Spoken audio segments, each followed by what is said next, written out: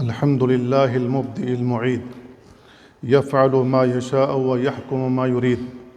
أحمده سبحانه وأشكره وأتوب إليه وأستغفره وهو أهل الحمد والتمجيد، وأشهد أن لا إله إلا الله وحده لا شريك له، إليه يرد علم الساعة وإليه المرجع يوم الوعيد.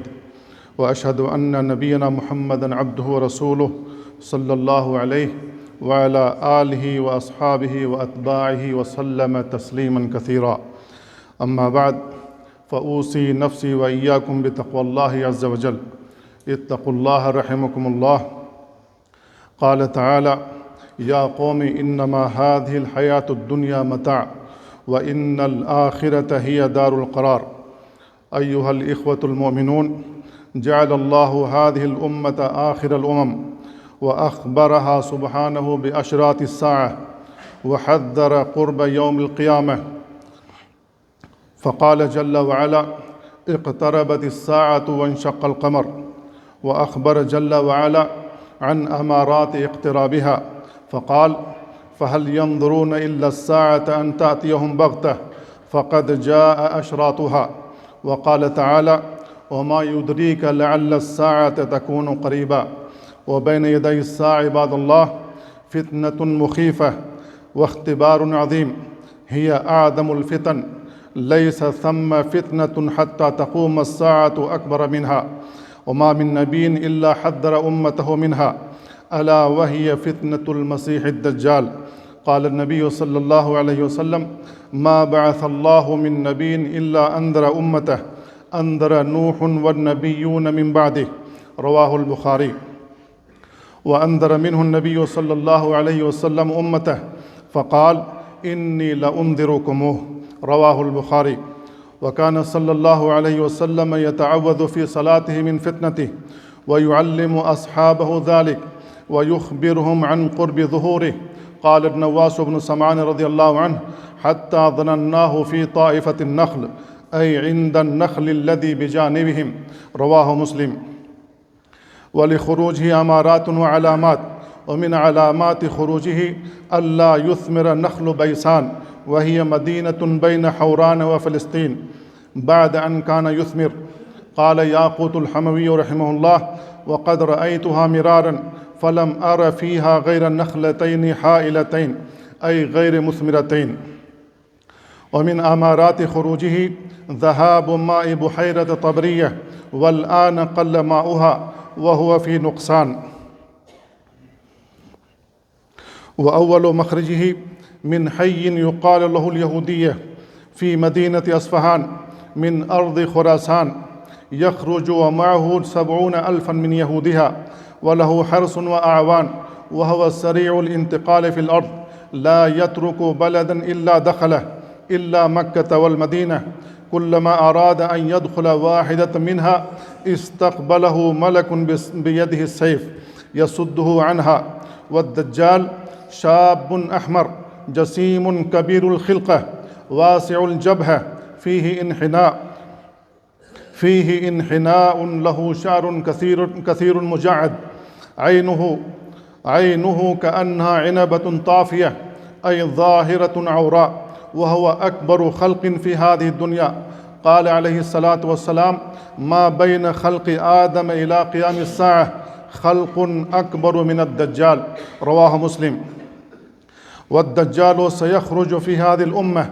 أخبرنا النبي صلى الله عليه وسلم بصفة فيه لم يذكرها أحد من الأنبياء. قال عليه الصلاة والسلام: سأقول لكم فيه قولا لم يقله نبي لقومه، تعلمون أنه أعور وأن الله ليس بأعور.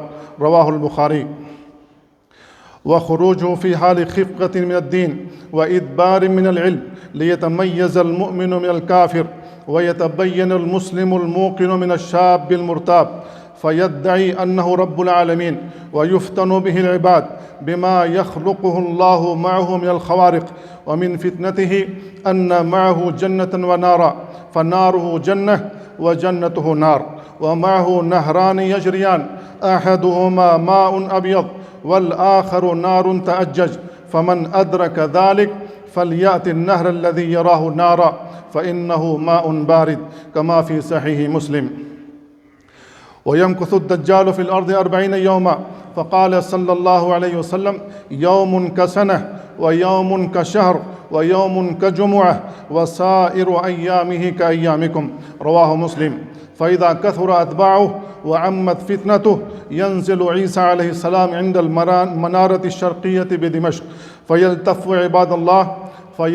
عباد الله حوله، فيلحق عيسى عليه السلام بالدجال حين يتوجه إلى بيت المقدس، فيدركه عند باب لد في فلسطين، فإذا رآه الدجال ذاب ذوبان الملح، فيلحقه عيسى عليه السلام فيقتله. ومن أعظم الفتن أنه لا يخرج الدجال حتى يذهل الناس عن ذكره، وحتى تترك الأئمة ذكره على المنابر، هكذا ورد الخبر مرفوعا. فإذا خرج الدجال أغلق حينها باب التوبة.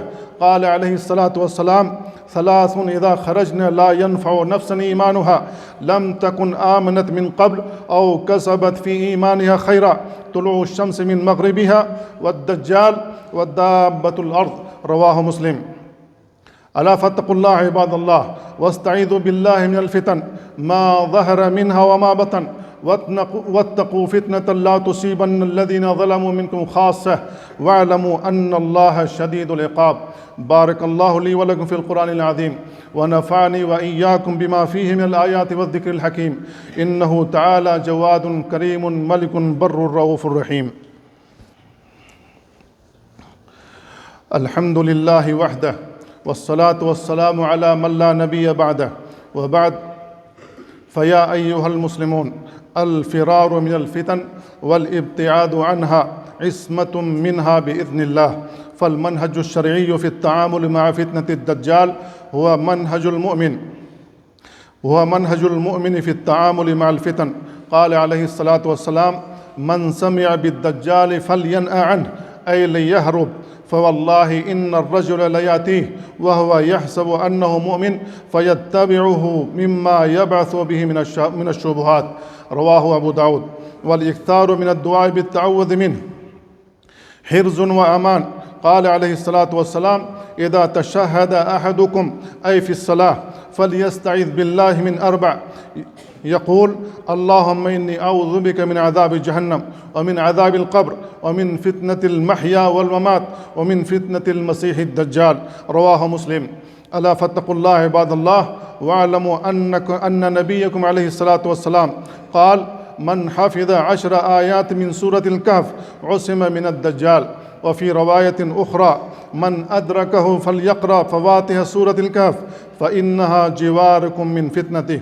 ثم بادروا رحمكم الله بالأعمال الصالحة، فهل تنتظرون إلا فقرا منسيا، أو غنى مطغيا، أو مرضا مفسدا، أو هرما مفندا، أو موتا مجهزا، أو الدجال فالشر غائب ينتظر، أو الساعة فالساعة أدهى وأمر.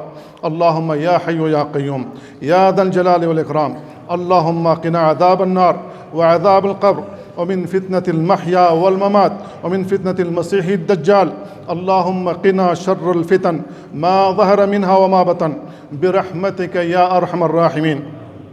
اللهم صل وسلم على عبدك ورسولك محمد وعلى آله الطيبين الطاهرين، وأزواجه أمهات المؤمنين، وخلفائه الأربعة الراشدين، وسائر صحابة نبيك أجمعين، والتابعين ومن تبعهم بإحسان إلى يوم الدين. وارض اللهم عنا معهم بعفوك وكرمك يا أكرم الأكرمين. اللهم أعز الإسلام والمسلمين، وأذل الشرك والمشركين، ودمر أعداءك أعداء الدين، واجعل هذا البلد آمنا مطمئنا رخاء سخاء وسائر بلاد المسلمين. اللهم آمنا في أوطاننا، وأصلح أئمتنا وولاة أمورنا، وأيد بالحق والتوفيق إمامنا وولي أمرنا. اللهم وفق خادم الحرمين الشريفين وولي عهده لهداك، واجعل أعمالهما في رضاك. اللهم أعز بهم دينك، وأعل بهم كلمتك، واجمع بهم كلمة المسلمين يا رب العالمين. اللهم احفظ جنودنا، اللهم انصرهم وقوي وقوي عزائمهم وسدد رميهم واكبت عدوهم وانصرهم على القوم الظالمين يا قوي يا عزيز. اللهم أنت الله لا إله إلا أنت الغني ونحن الفقراء، أنزل علينا الغيث ولا تجعل من القانتين. اللهم أنزل علينا الغيث واجعل ما أنزلته قوة لنا على طاعتك وبلاغا إلى حين. اللهم سقيا رحمة، اللهم سقيا رحمة، اللهم سقيا رحمة، لا سقيا بلاء ولا هدم ولا غرق. اللهم إنا خلق من خلقك فلا تمنع عنا بذنوبك فضلك برحمتك يا أرحم الراحمين. ربنا آتنا في الدنيا حسنة وفي الآخرة حسنة وقنا عذاب النار. سبحان ربك رب العزة عما يصفون وسلام على المرسلين والحمد لله رب العالمين.